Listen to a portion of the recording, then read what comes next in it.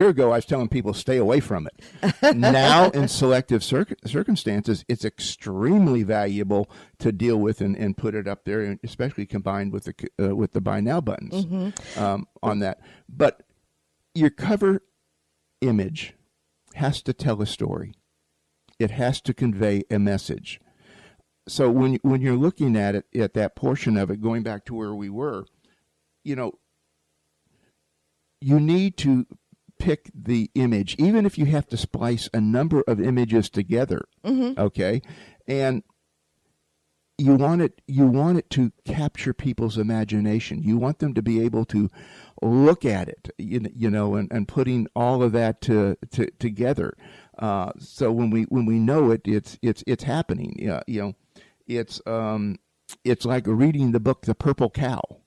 Another Seth Godin book. Another Seth Godin book, yes. Exactly. The Purple Cow is all about how do you stand out? Well, purple cows are pretty noticeable and pretty attention-getting because they're not the norm. We'll bring that into the profile picture. We talked about the cover being shot, that big billboard. Now you have your profile picture. And, that is your icon. That is following all of those postings that you're putting out there on social media for your page. So first of all, make sure it is a different picture than what you have on your personal profile. And it should be branding you somehow. Also, it can be your logo. It can be a picture of, you, again, in some format of your business so that it's recognizable and really, again, makes you stand out. Also, make sure you enable the messaging on your Facebook page so that people can private message you. It allows you to, for those people that don't really want to post on your page, you want to ask you a question in private, it allows them to do so just like on your personal page if you have your message open. But the key on that is to make sure you are responsive on a timely manner, and that's important. So there are some items within your back office area on your Facebook page that you can actually set up to produce a message immediately if someone does put a private message out there, and because we're not living on these pages, we are doing other items as well, but you can be alerted that there is a message there, but they are alerted immediately that you're paying attention. Now, getting back to posting, how often should we post on our business page now? Well, it would be ideally if you could do it once a day. Okay. At different time frames, not all at the same time. But for most people, that's not a practical solution to deal with. So I would say at a minimum, 3 times a week at different times of the day. 3 times? 3 times. At a minimum. At a minimum.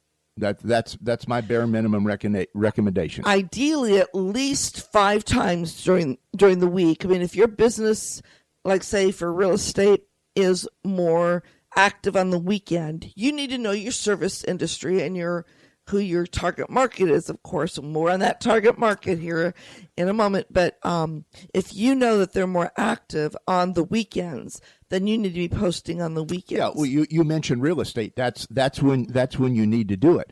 But one of the common mistakes I see in real estate is all people do is post their listings. Well, what does that do? We're talking about building a relationship. We're talking about the chicken or the egg, which comes first. Okay, in marketing, people need to know your message, but they also need to know you. Right. Because when you're especially in a small business, a micro business type of a thing, and I don't care if your micro business is doing $10,000 a year or if you're doing $10 million a year, if you just have a few people, you have to expose yourself to them. And I mean that in a good way. You have to let them inside your head where they understand your psychology of how you're working. So you really want to have a mixture. And I know on a previous show we talked about a formula that the 50, 30, and 20. I'm going to just briefly mention that 50% of the content that you're posting on your social media, especially your business format page, has to be entertaining and interesting. 30% needs to be the informative and resourceful content, and then 20% more promotional. And yes, you can sell, but again, it's that art of unselling. And so when you're posting community information, especially with the real estate arena or service base, you're showing that you're very active in the community, that you're involved. Definitely show pictures of yourself. I know on our WCN Interactive page last week, we were posting things. We've had some really active events happening, networking, as well as you being installed in the board, us receiving an award. All this information is great stuff to put on your social media page. It builds credibility, social proof, bring in tips, bring in testimonials. Again, you're producing social proof so people get comfortable with you, confident, as well as building a know, like, and trust factor. So it's that mixture and not just what you do. Absolutely. I mean, it is it, because the know, like, and trust factor is what drives business. Mm-hmm. Because one, if they don't know you, you don't stand a chance. So you have to stand out. You have to take a risk and put your thoughts, put your pictures, put your images up there. Yep. And that is the cool thing. You know, as you do that, over time, people get to know who you are.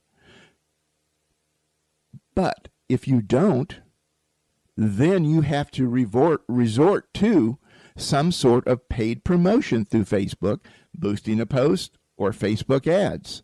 Okay, yeah. You don't have a choice if you're not willing to do that. And you know, we know which one Facebook likes. You know, they're a public corporation now. They have to report to Wall Street every quarter and turn in their financials. So they need to make money, and that's how they make money. Well, we as individuals and small business people and humongous corporations, you know, we need to drive revenue also. Mm-hmm. So it's okay to talk about it, but talk about it in a social sense. You know, it's building the expectation. It's like going out on a first date. Oh, I like that. Okay, you meet somebody, and there's a little bit of interest. You know, kind of nice. You're kind of smiling at each other. You can have some nice conversations, even communicate on social media a little bit. But at some point in time, one or the other of you have to muster up the courage to say, would you like to go out? And it's the same thing on Facebook. Mm-hmm. At some point in time, you've got to get the courage to say, here I am, this is what I do, and would you like some? It's no different. I like that. I like the sound of that. Well, when you're talking about the postings that you're putting on your Facebook page, one of the techniques that you can do, again, to bring notice to something that you really want to gain more attention from, is actually pin a post. And what that means is you're tagging that post to stay at the top of the stream of posts that you're putting on your timeline right there on your Facebook page. And again, that is the first post they're going to see when they scroll through your timeline, and it will stay there until you actually unpin it. And it's a great way to really, again, bring attention to something. Like those of you that are coming, we're Facebook Living.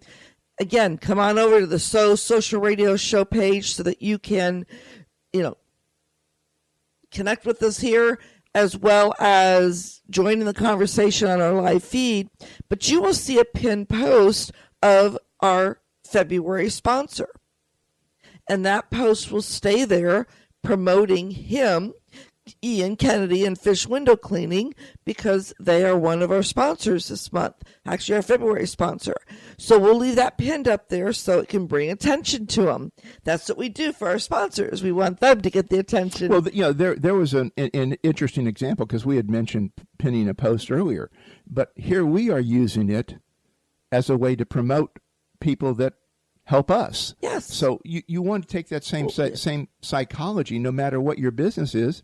And if somebody gives you a compliment, if somebody gives you a recommendation, it's okay to pin it to the top. I mean, pinning it to the top is like bragging. Now, not everybody comes to your page, okay, but the people that do are going to see it. Now, again, we're talking about postings. No, because hashtags. Let's talk hashtags for a second. They started on Twitter, and they are what I call hashtag # in front of a word or a group of words, creating a phase. And when Facebook brought them in, there was mixed reaction. And I'm finding that there's still a lot of mixed reaction. And I think a lot of that misreaction is also confusion. It is. And I will say some of the tests that have been out there, some, surveys, some test studies, it has shown that on Facebook, posts that have hashtags haven't really proven to get a greater engagement. However, you mentioned it when we first started today, that search bar on the top of Facebook. That is like a search engine. It is totally a search engine, just like on Twitter. You put the hashtag in, you put a word in, and you're going to see every post that's got that in there. Well, Facebook is no different. Instagram, they all use it. Yeah. So just remember that. Will everybody use it? Is it going to be a big contributor? Who knows? But what I will promise you, if you don't use it, you're missing a big opportunity to stand out and let people know your brand, otherwise known as your business. And this is where the strategic, as I teach our clients and you teach our coaching clients, you always have to have a plan. Everything begins with a plan. And when you are focusing on your message here on Facebook to make sure you are getting the results that you desire, you have to have a strategic plan of action. So you have to strategically think why and how to use hashtags. You never own a hashtag, but you also want to make sure that you're using hashtags that people will actually search for in that search bar.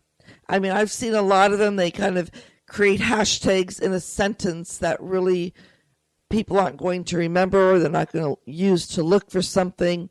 But if you want to be seen in a stream of conversation and be found by more people, this is a tactic you will want to use within your Facebook posting.